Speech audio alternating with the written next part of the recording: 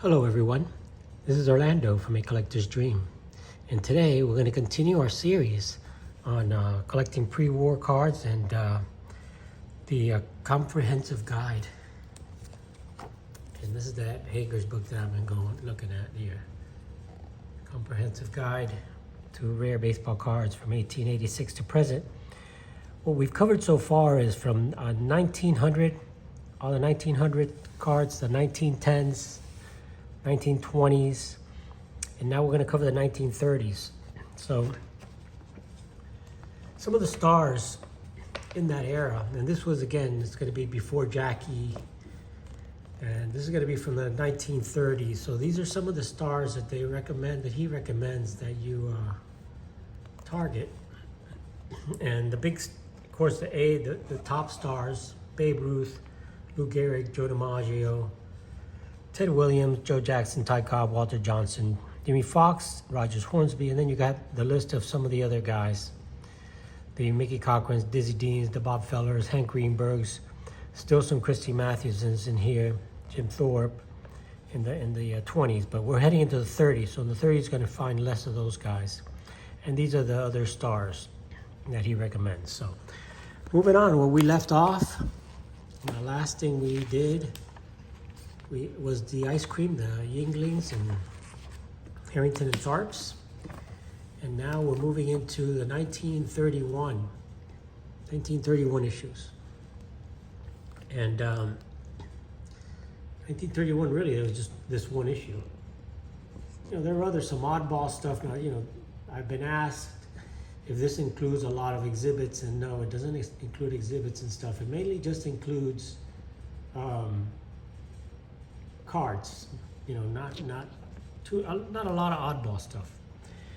The main series. So this is the 1931 Anonymous W517, and he goes on and says very little is known about this issue except that it was a premium for a promotion or giveaway in 1931. The front of the card is usually sepia tone, but other color variations exist.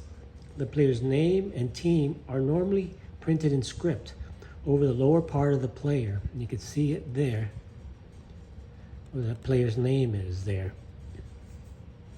Within a circle in the left corner is the card number. And you see the card number in white, a little circle there.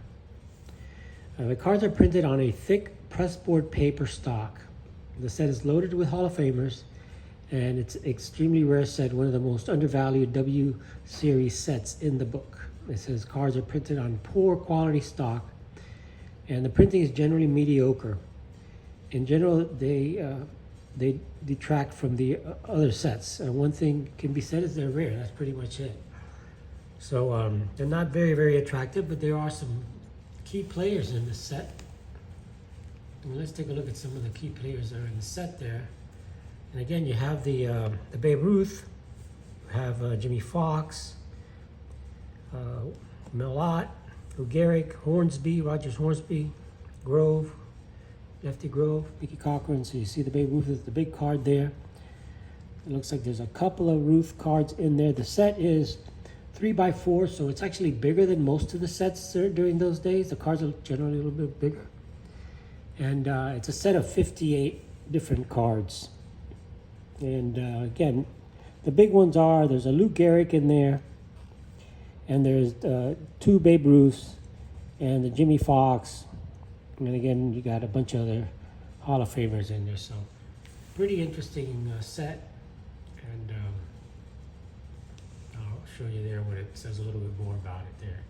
It says the upside is superb on this, but you know, this was back in 1992, so a lot of things have changed in the time. A lot of sets, a lot of things have become more popular than others, some become less popular. So again, this is just really to share with you guys some of the facts about these different sets. So moving on to 1932, and there you have the 1932 Anonymous, which is the R337.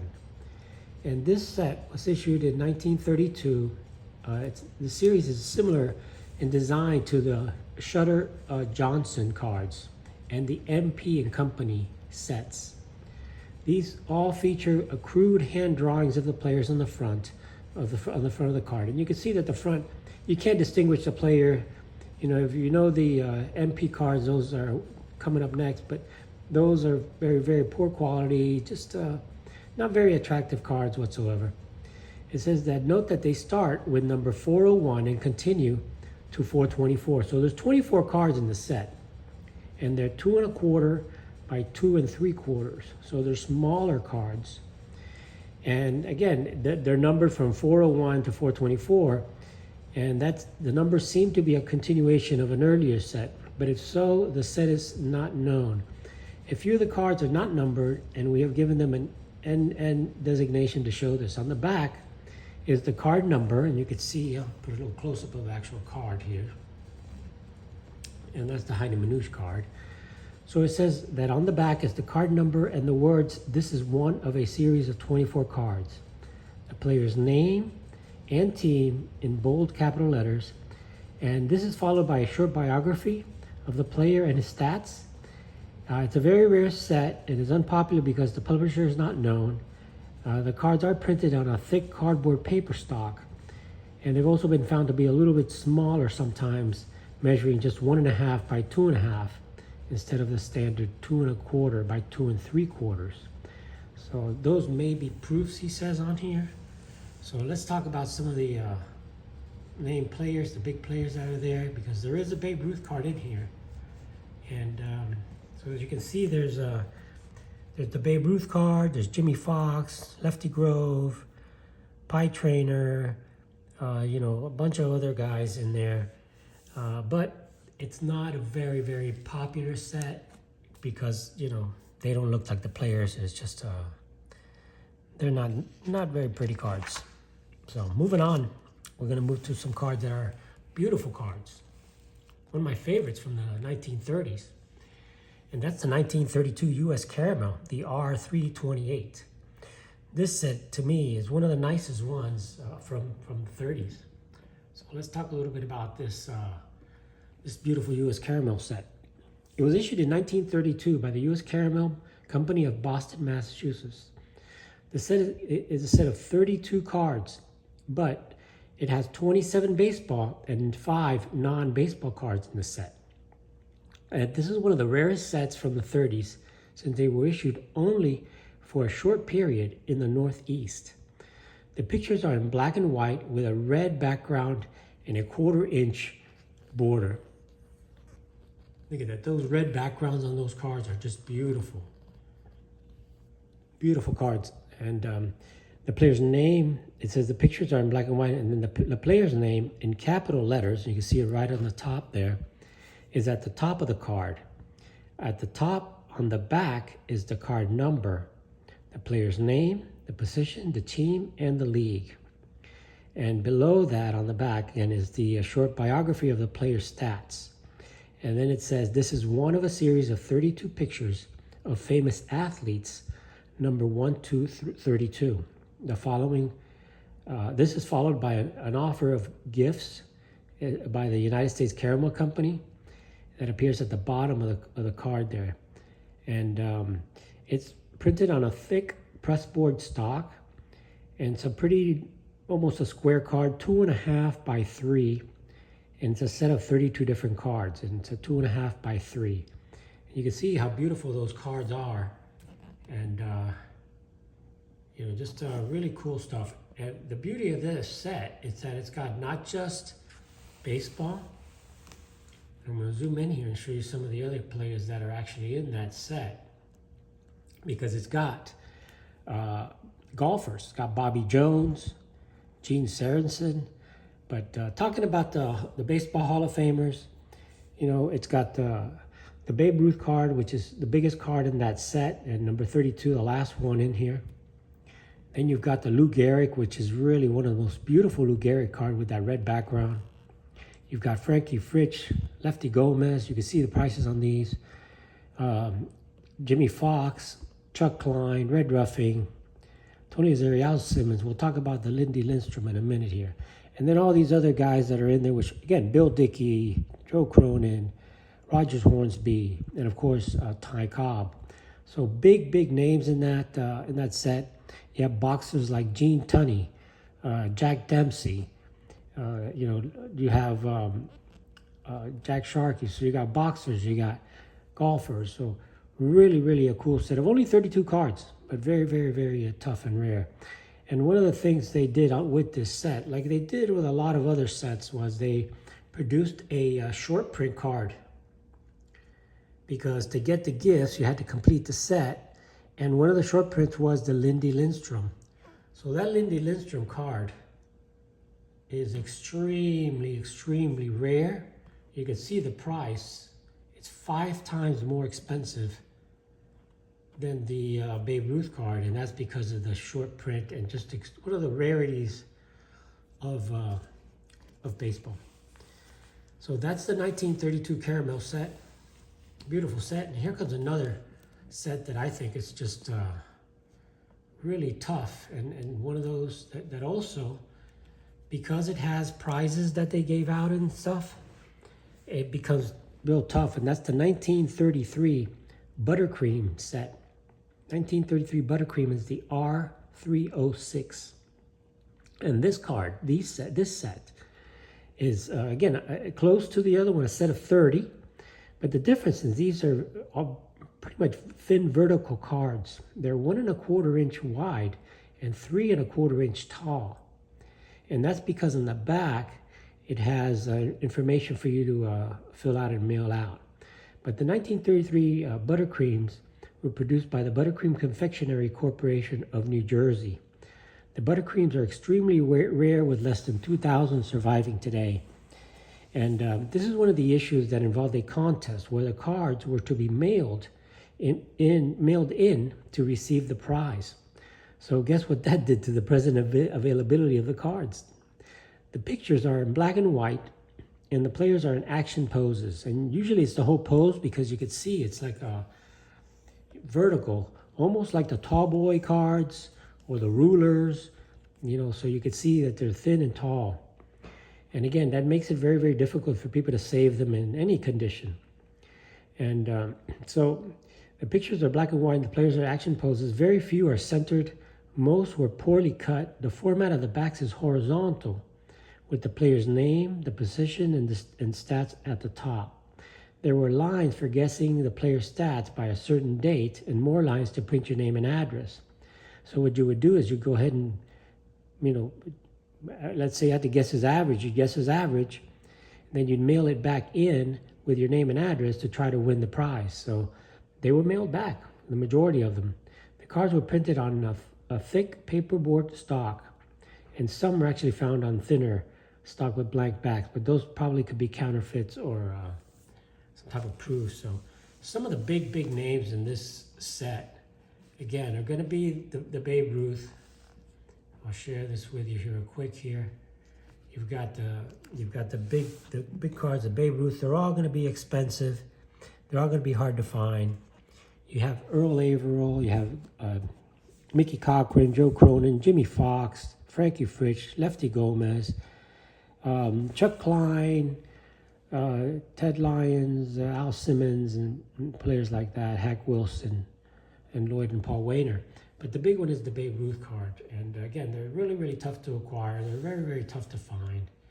And pretty cool cards, though, from the 1930s. So now we're going to move on to the 1933, one of the favorite sets for many people, especially Mike Baseball collector. He loves this 33 Delong. And, of course, the Lou Gehrig is the big one on this one. So now we're at the 1933 Delongs. And that's the R333. And these were issued in 1933 by the Delong Gum Company of Boston, Mass. Along with the Goudey set of the same year, they were the first sets to be sold with gum. So these were actually the first gum cards. These and the Goudey sets were the first ones ever. This is one of the rarest of the 1930s issues. The front of the cards feature a black and white action photograph. And you can see how cool the pictures usually are. It's an action photograph of the player, and the background is a miniature stadium with a colored background. At the bottom is a colored box depends on the color, red, yellow, or blue. With the bold capital letters is the player's name and team.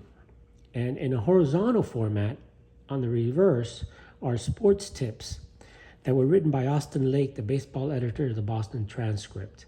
These are tips help kids to understand baseball. And along with the sports tips are the card numbers. And at the bottom is the company's name and a copyright notice for 1933. These were printed on standard pressboard paper stock. And be careful because there are some reprints that are glossy. So again, the size of these are 2 by 3, so they're a little bit smaller than the standard size cards. And there's a set of 24, so there's 24 total cards in this set. And you can see, of course, above and beyond everything, the more expensive card in the whole set is the Lou Gehrig. And that just blows everything else away. Other cards in the set are the Lefty Grove, the Jimmy Fox.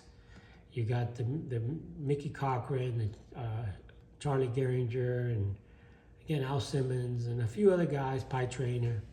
But the big card in the whole set is the Gehrig, and it says it here.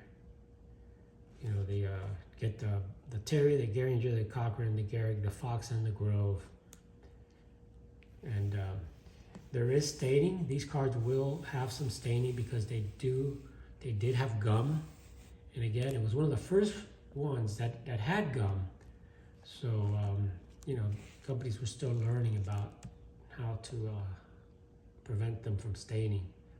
So that is the 1933 Delongs. Also in 1933, there was another issue, which were the George Miller, the 1933 George Miller cards. And these are the R300s. They were issued in 1933 by the George Miller Company of Boston, Massachusetts. I'll give you a good look at the George Miller cards there. That's what they look like there. And so since they were only distributed in Boston, these cards are extremely rare, with less than 4,000 in circulation today. Represented in the set are 16 players from each the National League and the American League. A majority of the cards were redeemed for prizes, making them very rare. And this is something that happened back in those days. The cards were not popular. The people didn't really collect them, but they collected them to get the prizes that you could get with them. Different things, bats, gloves, and different stuff. So a majority of the cards were redeemed for prizes, making them very rare. The fronts of the cards feature a color art reproduction pose of the player with a thin border. The backs come in 2 varieties. The size of the type is larger in one than in the other. Both are the same values. At the top in the bold lettering is the player's name and position. Beneath that are the player's statistics. And at the bottom is an advertisement to send in the complete set of 32 cards for a prize. So really, that's what most people tried to do. It'd save the cards, get the set, and then turn it in for a prize. And a lot of times, some of the prize cards were short printed. But in this particular set, they didn't seem to be. So, but we'll take a look here. Look at some of the names in this set. Again, this is not a beautiful set. It's actually an ugly set. A lot of times the players, don't look a lot like the players. So it really hasn't been that much of a popular set. But 1933 George Miller does have a lot of Hall of Famers like Earl Averill, Jim Bonnelly, Joe Cronin, Dizzy Dean, Jimmy Fox, Fran Fritsch, Charlie Gehringer, Lefty Grove, Chuck Klein, Rabbit Moranville, Mel Ott, Al Simmons, Charles Ruffing, Lloyd Wainer, and Paul Wainer. So there are some Hall of Famers. The big card in this set really is the Dizzy Dean. It's considered his rookie card from 1933. And again, there's the rest of the stuff here. It says the Cronin and the Dean rookie card, the Fox and the Grove. These 4 are the best ones that he recommends. So moving from the 1933 George Miller, what do we get? The big boy, 33 Goudey, the R319. The 33 Goudey is the big set from the 30s and is the considered, along with the T206 and the 52 tops, to be the third, or one of the top three, or the top three sets in baseball collecting. So there's a lot to be said about this set. I'm not going to go through the whole thing, but I will talk a little bit about it, and a little bit about the rarities and things like that that are in this set. So the 1933 Goudeys, they were issued by the Goudey Gum Company of Boston, Massachusetts. It was their first and most popular set of the 30s. More people collect Goudeys than any other series of the 1930s. The players are seen in action on these cards. The player's name is on the top, and Big League Chewing Gum is printed on a red strip at the bottom. Some few are found without the red strip. These command a 50% increase over the listed prices. The backs list the player's number first, with his name and league centered just below. A short biography of the player and his stats comes next, followed at the bottom by Big League Chewing Gum, Goudey Gum Company, Boston. The cards were printed on thick pressboard paper stock. Cards 1 through 140. 1 through 40. So this is important because cards 1 through 40 and 45 through 52 were printed in half the quantity of the others. So that's kind of more of the short prints in that 1 through 40 and 45 through 52. And the rest of the stuff here, it talks about it can be forged and stuff like that. Fakes are made out there, but again, this set is a set. It's the biggest set at the time of this era. There's 240 cards total, and they're really the standard. They became the standard size for a while. The 2 3/8 by 2 7/8 size. The other thing about this set, and this is what they look like here. We'll give you a good look at what they look like. That's the Goudey, 33 Goudey. The other thing about this set was, like many sets of the era, they had one card missing, a prize type thing. So the Nap Lajoie number 106 card, which you're seeing right here, that was not issued in 1933, but it was issued in 1934. At the time, many collectors wrote to Goudey Gum in Boston saying that they couldn't find card number 106.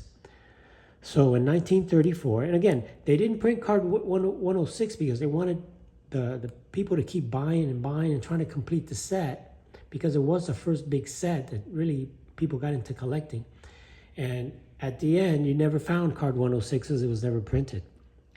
So what they did was they wrote to the company, and the company printed about 500 of card 106 Nap Lajoie cards on a special sheet. These were sent to collectors who requested them. Uncut sheets are known to exist, but the Lajoie card has a 1934 front and a 1933 reverse. So they're very, very rare to find, and it's really the big short print of that series there. So let's talk a little bit about some of the cards, some of the big cards that are in the 1933 Goudey set. And the way they look at this, back in the day where you built sets, card number 1 was always the toughest card, and that's the Benny Bengal's card. That one is really one of the most expensive cards in the set because it was the number 1 card. But other than that, you got the Bill Dickey, you got the Jimmy Fox, Al Simmons. Of course, you got Babe Ruth, and you're going to have different Babe Ruths in this set here. 4 different Ruths here you're going to have. But because this was the prime time for Babe, 1933. So you got Babe Ruth, you got Wade Hoyt, Joe Cronin, you've got Tris Speaker, then you got the Lou Gehrig card, one of the Lou Gehrigs. You got 2 Lou Gehrigs in here, And there's one of the Lou Gehrig's, number 92. And then the rest of the ones here, again, are going to be the big Nap Lajoie card, number 106, which is the impossible card to find because it wasn't really printed. It was printed the following year, as we discussed there. But you got the Rogers Hornsby, you got Rabbit Moranville, you got Mel Lott, a lot of Hall of Famers in this set. You got another one of the Babe Ruth cards. They call the 144 a short print. And then you got the 149, which is a double print. And then you have another Ruth, and I think it was another double print. So you got the Jimmy Fox, then you got the second Lou Gehrig card in that set, which is number 160.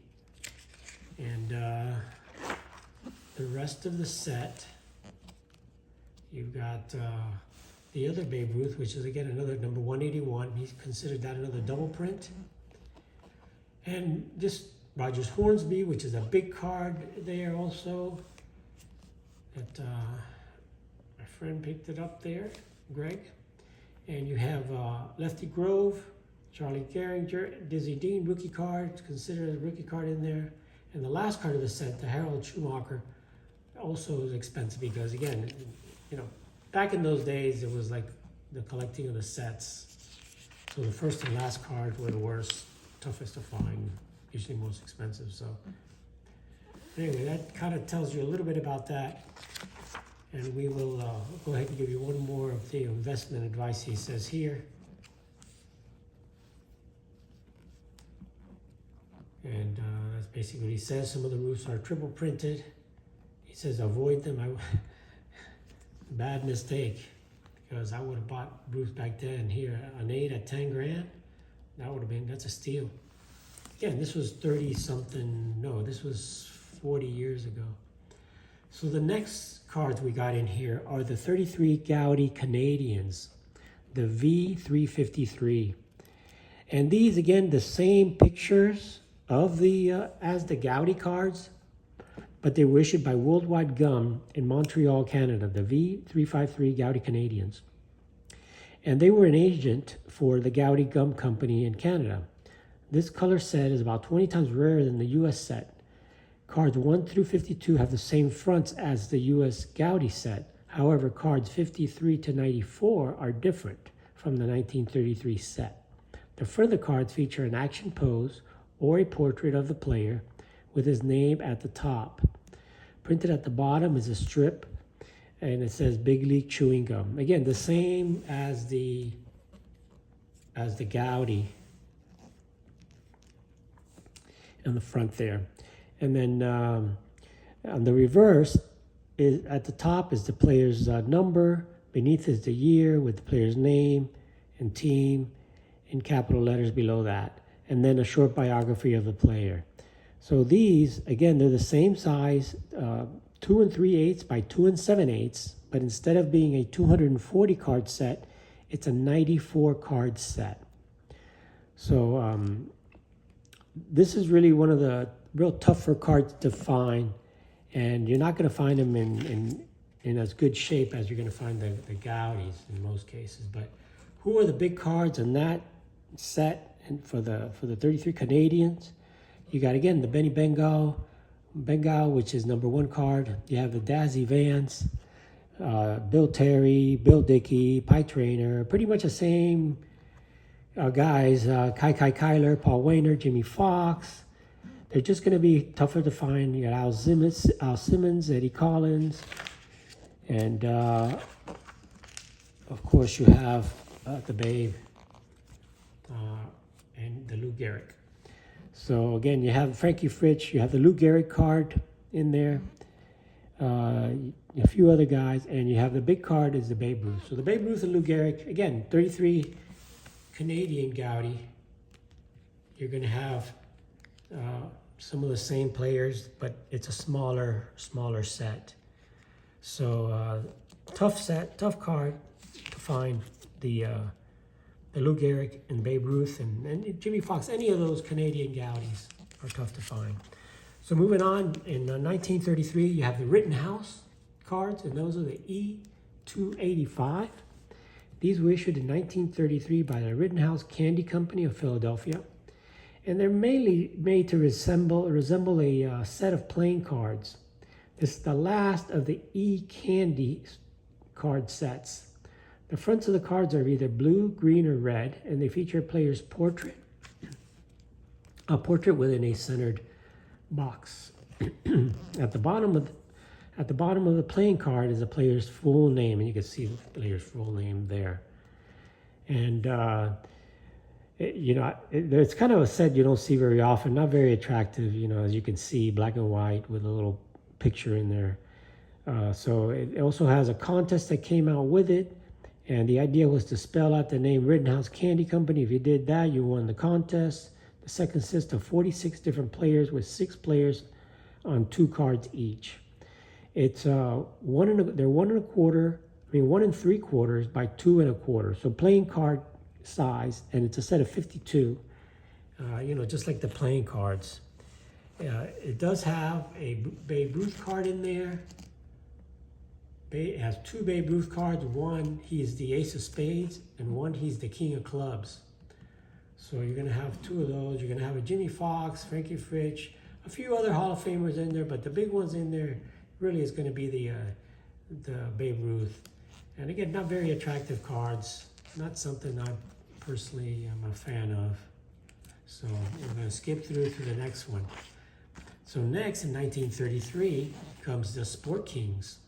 Sport Kings is another one of those beautiful sets, and this is a multi-sport set, which I'm a fan of. It has a little bit of everything in here.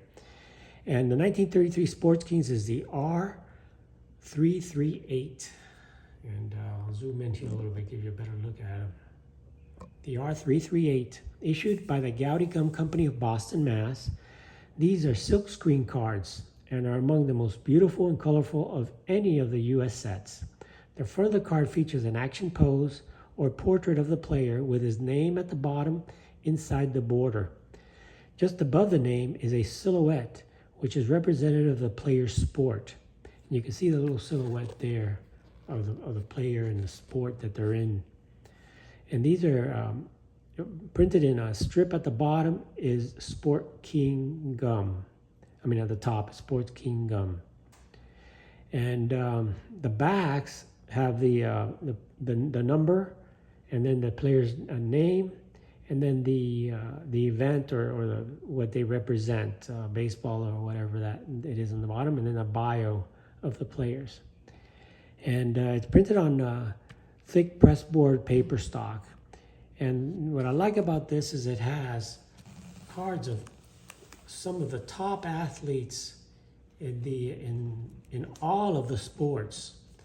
So you're going to have, again, the Ty Cobb. You're going to have a Babe Ruth. I'm going to really have you take a good look at some of the players that are in this set, because this is one of the most popular sets around. It's got the Ty Cobb, you got the Babe Ruth, you got basketball players, you got Red Grange in there, you got Jim Thorpe with the football, you got Walter Hagen with the golf, Jack Dempsey and Gene Tunney with boxing, Eddie Shore, you got Duke Kahanamoku, and Johnny Weissmuller. Those two are for my buddy Dylan. He's got the Duke card. And then you got some hockey guys in there. You got Howie Morans. You got aviation cards, where you have just a ton of awesome players. You got the Newt Rockney, you got the Bobby Jones, Carl Hubble, you got Babe Diedrichson in there. And one of the popular cards is the dog sled card. So really a cool set, multi-sport set. And he recommends for you to get the Red Grange, the Thorpe, the Dempsey, the Weissmuller, the Morantz, the Newt Rockney, the Hubble, and the Diedrichson. And I'd include the Duke in there, the Duke Kahanamoku. Next, we got another set, and this is another popular, that's become popular. It wasn't popular in the past, and that's the 1933 Tattoo Orbit, the R305. And these are a little bit smaller. The Sport Kings are 2 3/4 by 2 7/8. These are just 2 by 2 1/4. So they're smaller, square type cards. And they were issued in 1933 by Orbit Gum Company of Chicago, Illinois.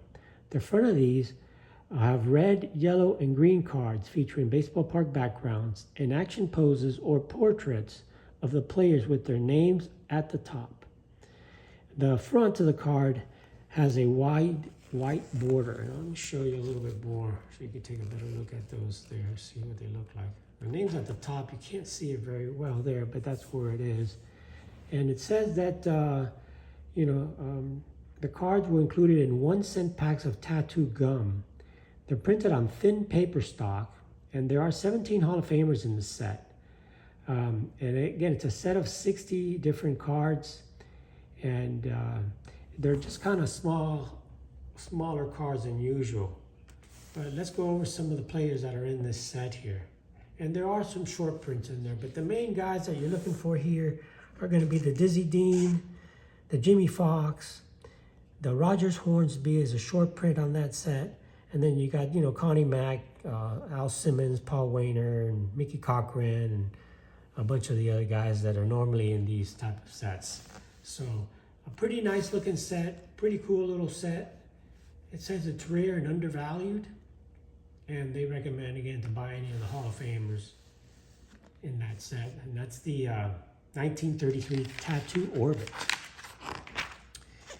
So next, and I think this will be the last one we do here.